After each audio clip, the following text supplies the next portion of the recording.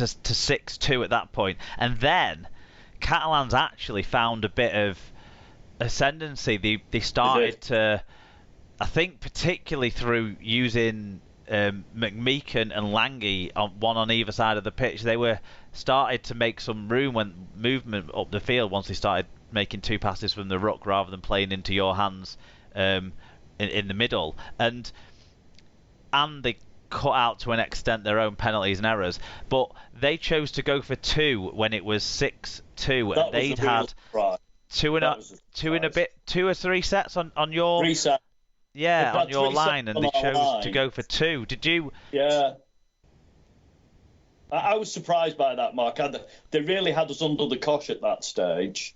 And you could see after they decided to do that, Saints players celebrating. So I think Saints were quite happy to concede 2 points at that stage and not have Catalan go for the throat. And I think it was as much sort of a morale boost for the team to see Catalan didn't feel like they could score, even though they'd had 3 sets on our line. So that was good news for Saints, although the game was incredibly tight. What did it sort of feel like from what sat watching it on the TV? Because you weren't feeling very well, were you, on Saturday, Alan? So you had to duck out of the journey across to Manchester, and you pulled the TV card instead. So what was it like on the TV? Were they talking the same? Did they sort of have a bit of an unsureness why Catalans didn't try and take advantage of the actual fact that they'd had a bit of ascendancy at that stage? Well, I can't remember exactly how it was described, but it did. The likelihood to kick a penalty in the final is always much, much greater, isn't it? That it always seems to be the way. I mean, there's a bit of a showed on Sunday. Yeah, and it's like, if you're ever in doubt, have a sneaky fiver on first point scorers in the final being a penalty, because it always seems to be. It's a likely thing to happen. Let's put it that way. Certainly more likely than a regular fixture. It did feel like the wrong call, but at the same time, it did feel like points were going to be an absolute premium. So I kind of agreed with the assessment, because then if you do because it did feel like Saints were prepared to give away penalties rather than give away anything else. Yeah. And that's been a fairly consistent thing that they've done. And that's a defensive tactic, and it works well for them. So, another penalty in the same position, you kick it again, you might grind away. And, I remember finals that I've seen where Bradford did exactly the same, and it kind of paid dividends in the end. So I don't blame them for doing it. I thought it was a completely reasonable decision, I would say, in the end. Even though actually it looks relatively negative when you're actually watching it, and you want them to kind of go for it. But I understand why they went for the 2. In Pro Catalans Corner, we were having a bit of a debate about what they should do, and certainly the general consensus was, why wouldn't you run it 4 points down when you've started for the first time to look threatening? Plus, as I've said a lot of times, with St Helens, that the issue is getting close to their line. It's not necessarily scoring when you're close to their line, even though I'm not saying that's easy, but you don't get there very often. And so we were all sort of thinking, try and score the try and get back level terms or ahead. And but interestingly, we had Luke Robinson sat behind us. Anyone who's been on our Instagram over the weekend will have seen a picture with Luke Robinson. He was sat in the seat behind me. So whilst me, Cass, Rob and Matt were debating it, I just sort of turned around to him and said, what would you do here, coach? And what did he say? He said that one of the analysts had recently told him that if a team takes the 2, then something like 75% of the time after a team's taken the 2, they're also the next team to score. So it doesn't actually erode your momentum as much as it sometimes might feel like it does. However, he would have run it. Even knowing that, he would have run it. There you go. That's the difference between the clear-headed coach and analyst and the ex-player, eh? Maybe so, maybe so. So it stayed that way till half-time. It seemed to edge back more in Saints' favour. They had a good chance at the end of the first half. Regan Grace put into touch with some really good defending. Good Were you thinking at that point that maybe you'd blown the chance to be having a more substantial lead, having pretty much controlled the field position and territory? Yeah. I was disappointed we weren't further ahead. And even though I'd always felt it was going to be a tight game, I felt we'd done enough to be further ahead, but we weren't. And that was credit to Catalan's defence, as much as it was anything to do with the way in which we were attacking. I thought they defended really well. Nagama looked a threat all night. And our left edge had just started to get going a bit. Percival had made a couple of sort of probing runs, and we got Grace on that side. So I was disappointed we hadn't scored at least another try, maybe another 4 points. You must have felt confident when they ran out for the second half, though, and you had your 14th and 15th man on your side. No? But by that you mean what, Mark? Well, the first major talking point of the second half was when James Maloney kicked a touch, found a St Helens player who was stood in touch with the ball. That was ridiculous. But the touch judge decided that it doesn't count. If you only tap your toe into touch after having your toe on the touch line before you jumped, it doesn't count. It only counts if your whole feet are down or something. I don't know what the rule is. I can't understand. I've watched it, obviously. I've watched it back a few times. At the time, when I was in the stands, you didn't see him tap his toe. We thought, no, because he did something very similar last week. I thought, that was bloody brilliant again from Coot there. But then, obviously, when you watch it on the TV, you can see him do it. But the touch judge isn't looking at his feet, which I just find astonishing. Yeah, because at that point, the touch judge's job surely turns from being watching the flight of the ball to watching the player, and the referee can keep the fly of the ball in his eye line. Exactly. It's irrelevant. Yeah. It's irrelevant where the ball is. You just got to watch the guy's feet. That's all you've got to do. It was a howler. It made absolutely sod all difference to the game, because it just given them the ball on the halfway. And we can't say that Catalans exactly. would have, it made sod all difference to the game, position, but it was clearly a howler.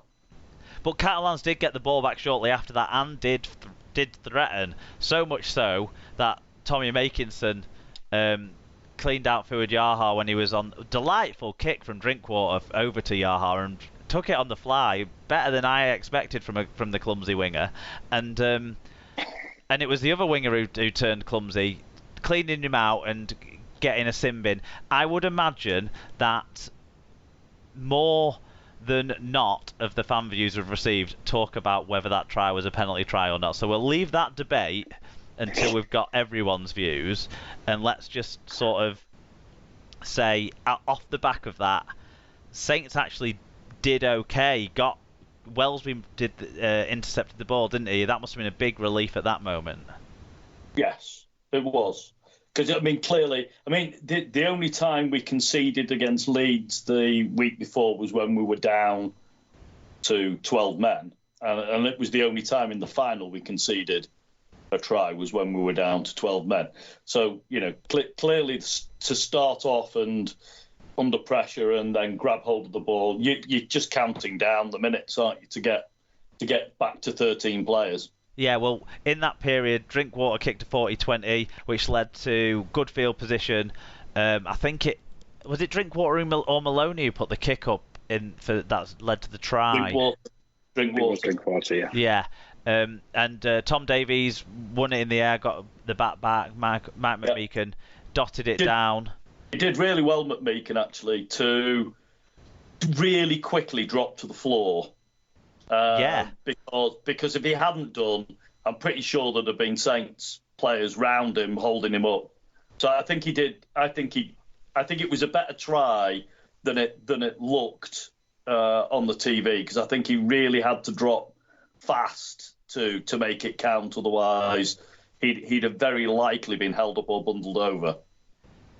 Yeah, no, of course. And that took the score to 10-6, so 13-man Catalan against, at that stage, 14-man St. Helens. It was 10 points to 6.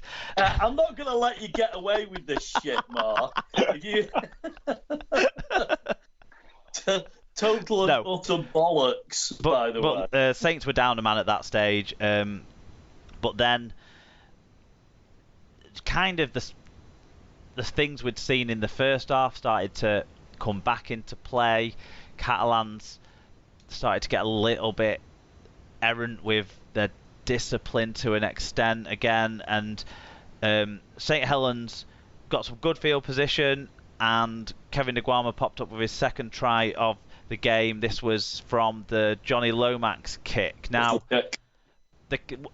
me and Cass had a bit of a disagreement at the time. He thought it was a miss it. I thought it was absolutely what he intended to do, and he's done that kick. So he's done that kick many times this year. It's something Johnny does quite nicely, and it was a deliberate kick. You can never tell with a bounce, can you? I mean, it's a rugby ball at the end of the day. You hope it bounces up nicely, and it did. And Nagama got onto the end of it, and did very well, despite the fact that Yaha had recovered enough from being, quotes, cleaned out, unquote, to knee Nagama in the back of the head. Yeah. So we were sort of wondering, I guess, why they were taking so long with the video refereeing decision, but the only thing they could have been looking at is maybe, certainly after about the third view of it anyway, once the next 6 views, must have only been to consider whether it was needed to be considered for a potential 8-point try with, a kick under the sticks afterwards. The incident was put on report. Nothing has come of it from the match review panel, although we didn't get the minutes, did we, this week? We just got the charges, so we haven't been able to see how they cleared that. I would say, in full speed, I don't think there was anything in it other than that can happen sometimes. It was certainly wet, wasn't it, on the night? It was a slippy surface. We saw some of the players, I think McAlorum slipped over 3 times trying to get quick time, like make quick moves out of dummy half, which I think one of the 3 times he actually might have been through if it had planted his foot rather than slipped. But yeah, so Niguama took a knock there, didn't he? What did you think of that then? I mean, I think it was a good try. I was glad to see him kick the goal. It was the opposite end to where we were, so we couldn't see the knees in the back of the head as clearly at the time as I have done since on the replay. What I will say is, when we come to talk about the Makinson incident, when we come to talk about the Garcia incident in the first half, I don't think Garcia or Makinson or Yaha meant to hurt the opponent. What they did though, Garcia didn't hurt him, but go on. Yeah, he did. And what they did was they carried out an action at speed in a way that could put their opponent in some difficulty. So Garcia hit the shoulder and it hit Lomax in the face. Makinson hit the shoulder and it came up round his head. And the same with Yaha. He wasn't trying to knee him in the back of the head, of course he wasn't, but he went in with his knees in such a position and slid across the grass so that it could risk doing that. Yeah. So I think you have to deal with all of those things in the same way, and they're either all penalties or they're not. Well, the circumstances are all different for them all, though, aren't they? In that active scoring becomes I think there's a different level that you're looking at there, and it's it'll be probably the same reason why the Makinson one wasn't a penalty try is the same reason why I think this one wasn't an 8-point try, and there was nothing to penalise at that point because other than if you were giving it as an 8-point try. Yeah. But there was a chance then in the last 10 minutes. Catalan did have a couple of moments, and there was maybe one last moment of controversy where I think this is a load of crap, to be quite honest, Mark. You know, you can go back through a game and look at all the different incidents during the course of a game where there are hands in the